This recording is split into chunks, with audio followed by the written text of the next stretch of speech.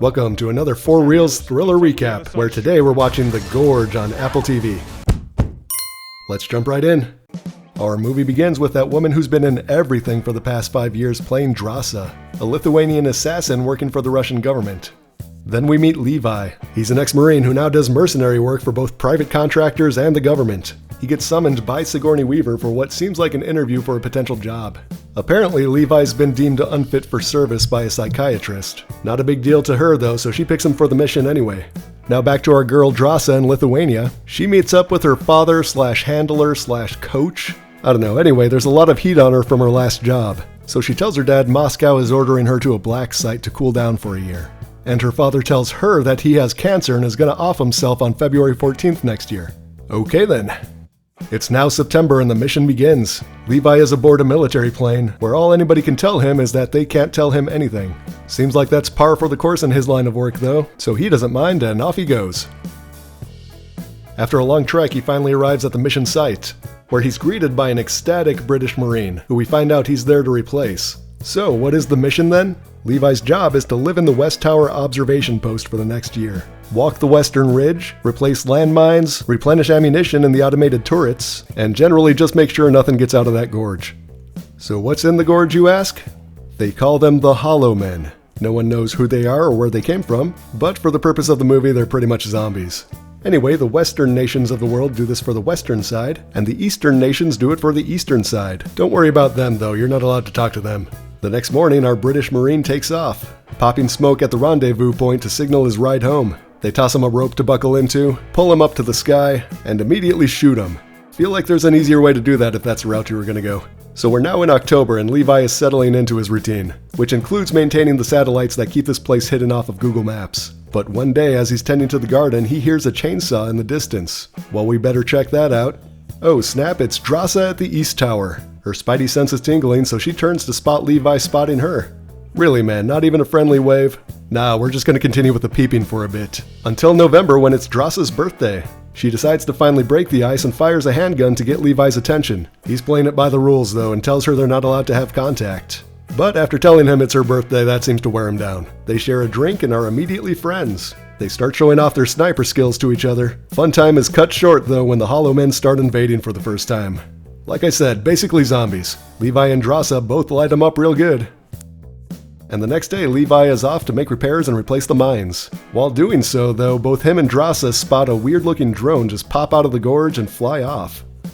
No clue what that's about, though. Anyway, it's now December and we're treated to a bonding montage, where we see Levi and Drasa's connection grow, as they bond from a distance playing chess and playing the drums.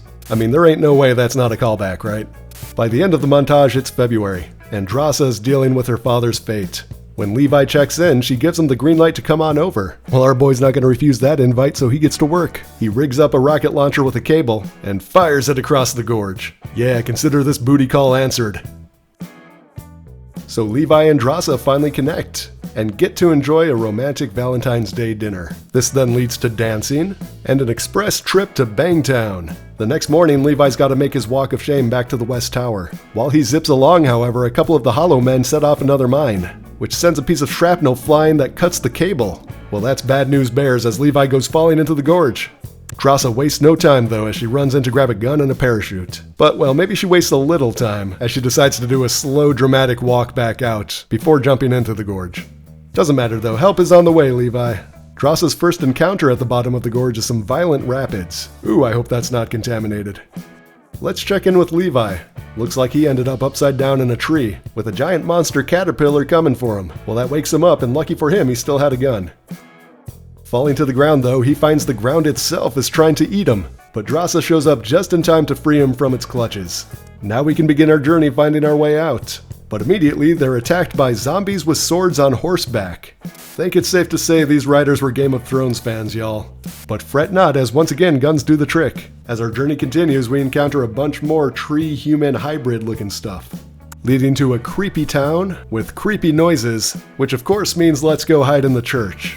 Inside, they get attacked by some skull spiders, before more zombie tree men bust in to attack. Dasha forgets there's a door, so uses a grenade launcher to make another.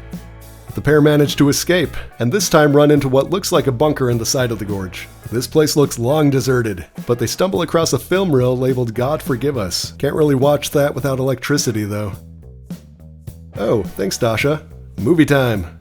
The film is of this scientist who's gonna spell it all out for us. The year is 1946. During World War II, in addition to the atom bomb, this team here was working on biological weapons. One day when an earthquake struck, one of those weapons got set off and filled the gorge with this toxic gas, which causes human DNA to merge with anything around it. Plants, trees, wildlife, insects, you name it. However, if you're only exposed for a few hours, you should be okay, but you won't know for sure until after 5 days, which is how long it takes symptoms to begin. What a helpful video. Well, immediately afterward, Levi notices the next room over, where there's much more modern computer equipment set up. He fires it up to find it belongs to Dark Lake, a paramilitary organization that apparently does not believe in locking doors or password protecting computers. And conveniently, right there on the desktop is their evil plan to study these zombie tree men in an effort to create genetically enhanced super soldiers. Oh, also here's the instructions for the Stray Dog Protocol, which when enacted, drops a nuke that obliterates everything in the gorge. Just make sure you're 4.2 kilometers away to be safe. Thanks, PDF.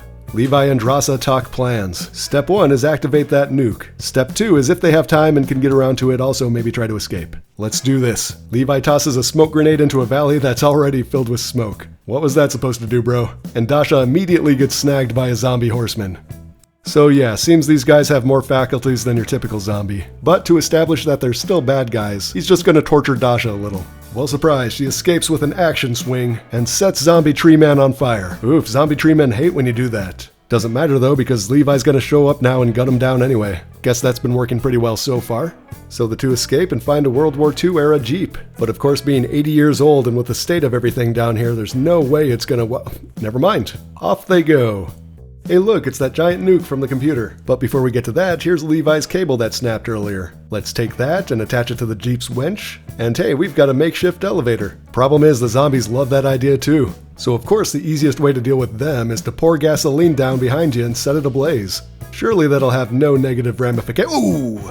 Just a minor inconvenience though. Our protagonists are okay. Just gotta climb the rest of the way up. Back at Dasha's tower, they patch themselves up and revisit the plan. Levi's gotta get back to his tower to do a radio check. So Dasha says we can just use my grappling gun. Well, okay, whatever, let's not linger on that. Off he goes again. Back on the other side, he's doing his routine radio check, when on the other side, he's surprised by the voice of Sigourney Weaver. She asks Levi, hey, did you by chance go down into the gorge and switch on our computer system? Levi says they did not, but come on, you know they know. So she immediately contacts her military commander and lets him know that Levi is compromised, and they need to take him out in the morning. And just for funsies, I'm coming too. Well, the next day, together, Levi and Dasha are both rigging the cloaking satellites with explosives, apparently planning to expose the gorge's location to the world. Well, right around that time, the Dark Lake helicopters come flying in and it's time to book it. Once they're both far enough away, they set up their positions, taking aim at the explosives on each other's satellites. This sets off the chain reaction that destroys all the cloaking satellites. So now the gorge is exposed and Sigourney Weaver is pissed. As if that's not enough though, this also triggers that Stray Dog Protocol, so that nuke's gonna be dropping in 2 minutes. Now everyone's really gotta book it. Sigourney Weaver back on the helicopter, Drasa and Levi on foot. Place your bets now. Oh, Sigourney Weaver is out.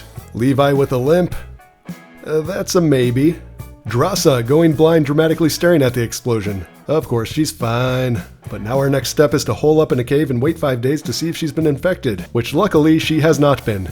So it's time to leave the cave and move to France apparently. Well, in France, she makes a hard pivot and starts working as a bartender. I mean seriously, what the hell? I guess somebody thought this was a good idea just to set up Levi returning and holding up the sign saying, I'll have the rabbit pie. Oh you.